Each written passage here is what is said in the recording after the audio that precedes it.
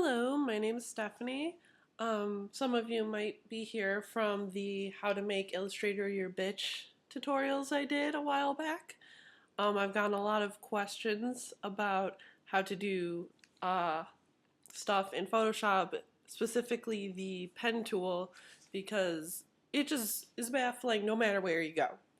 And I would recommend watching my tutorials on how to use the pen tool in Illustrator before watching the Photoshop one because they are extremely similar and it'll save you a lot of time and frustration from just learning the basics of the tool itself.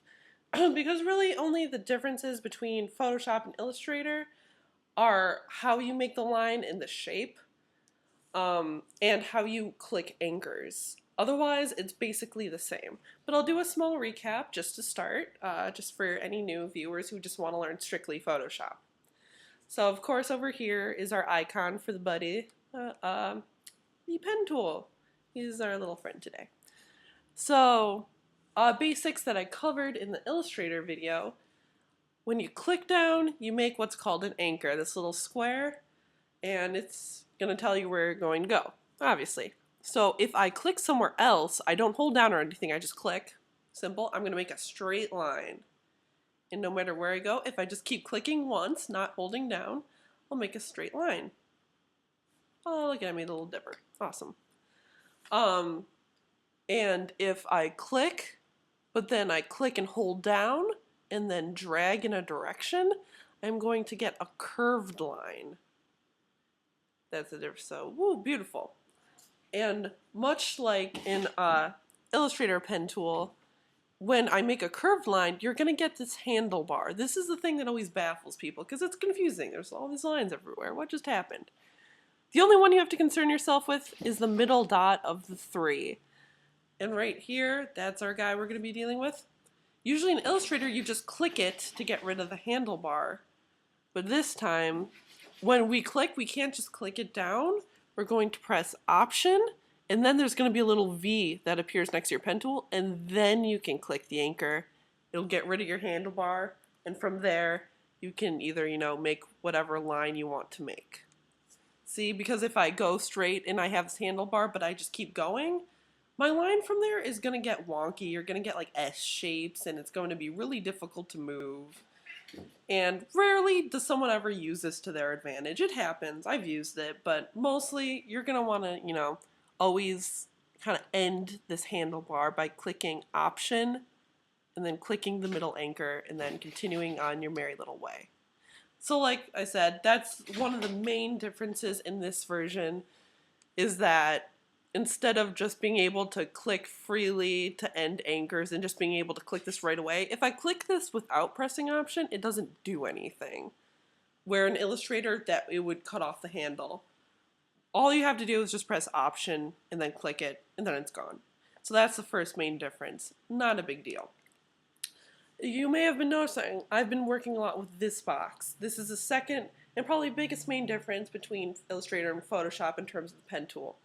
This is the Paths box. If it's not appearing automatically in your arsenal, all you have to do is go up to Window, then click Paths, and it appears. Why Photoshop does this a little differently is because this is not a vector-based program, and paths are a vector tool. That's something, your path is what your anchors and those little lines, that's your path. And those create vectored shapes. And Photoshop is a pixel-based image program, but it can handle vectors. It integrates a little oddly, but it works, and it can prove very useful. It can save you some steps from having to work from Illustrator to Photoshop.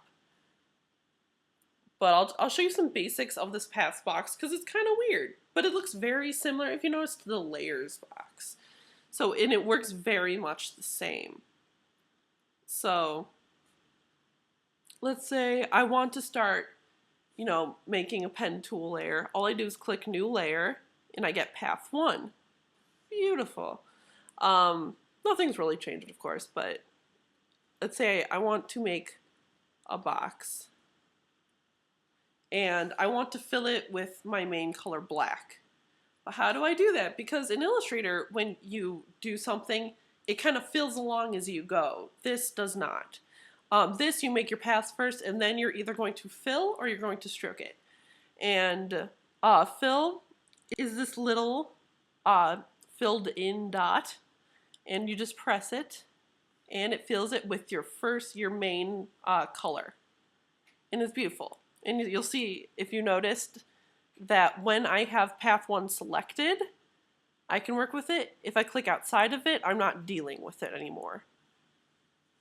And then if I want to make another box,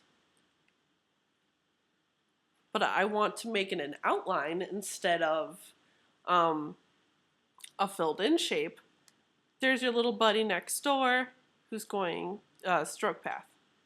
And see, now that I have that, oh, it's beautiful, it's outlined. But you may notice, it's faded in, and then it gets darker, and then it kind of fades back out as it goes along. There's a reason for that, and I'm going to show you, because this is one of the best tools to use for line art and inking in Photoshop. It gets you that really nice brush pressure sensitivity. I'm going to show you how to do that. I'm going to delete these paths first. And deleting a path in this does not delete the shapes you just made. That will all be on a layer still. Everything you do is on a layer. Paths are completely different. It just gets rid of these things. Like, see, if I don't want this anymore, I can just, click trash can. It'll get rid of that, but it won't get rid of any shape it leaves. That's all going to be on the layer. Sorry if that's a bit confusing, but the more you work with, the more you work with this, it'll become clear. It seems all very confusing now, but you will get it. It will come to you. And it's really through practice that you're going to understand this. Right now it's just a lot of terms and a lot of happenings, but you will get it. But I'm going to show you how to alter your different lines. So like here, we can fill and stroke by pressing these buttons very quickly. But also, we get some more nuanced options when we click on our current path, and then we right-click it, and then we have the option to fill or stroke, just like down here. But when I click stroke, it's going to give you the option of what tool to fill in the stroke, and if to simulate pressure or not. Stimulate pressure. So many jokes. But a lot of the times when you first use the pen tool, it'll be on pencil or some other crap you never fucking use ever. So just use brush. And whatever setting your brush tool is on currently is what brush tool will be used for stroking your path. And simulating pressure, because this is checked, you'll see that it fades in and out. And that's because it's simulating pressure like how you would if you were just using your brush tool. See, like, if I just click my brush tool, and because I'm using a tablet, if I press lighter, it's thinner, but, if I press more, it gets thicker, and, so on. And so that's what it does without you actually having to, like, go along lines and be like, it just does it for you. Super, super handy, because you'll see how much cleaner this is than the shit I just did. But anyways, so I still have my path here. And if I right-click that, I click Stroke Path. I keep it on brush. But if I don't click Simulate Pressure and press OK, I'm going to just get a solid line all around. And that's helpful for very graphic things. Or if you're doing comic panels, this is super helpful. Like, if I just, turn down my brush to like a 5 or something, and then, I love using it for comic panels because it's super handy. Let's say that's a comic panel. I'm like, oh, I can just click that now, and I have a nice box with a thin, consistent line that, now I can draw in. It's super helpful for that. But if I'm, following a line of like a line art or something, and I want it to be like sweeping and elegant, that's when I'm going to want to right-click Stroke Path and make sure the Simulate Pressure button is checked on. So then I get my really nice, it gets thicker, and then it kind of fades out.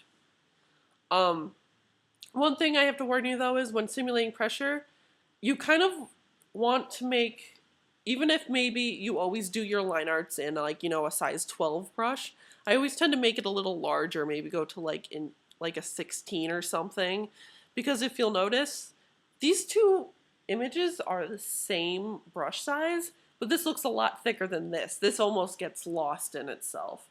So you kind of want to make it a little bit more noticeable in the thicker areas. So I just like to make the brush a little bit wider so that I get a really nice consistency. See, that shape is so much more noticeable. It's a bit thicker, and that's a really nice line. Whereas if you do it too thin, it's going to get to the point of like, why am I even drawing this? This is not going to keep in anything. Whereas that's a nice thing. So just when you simulate pressure, you kind of want to just think about keeping your brush size a little bigger. But if you're just doing regular unsimulated boxes, you know, the thinner the brush is fine, because that is obviously much too big to be like a comic panel or something.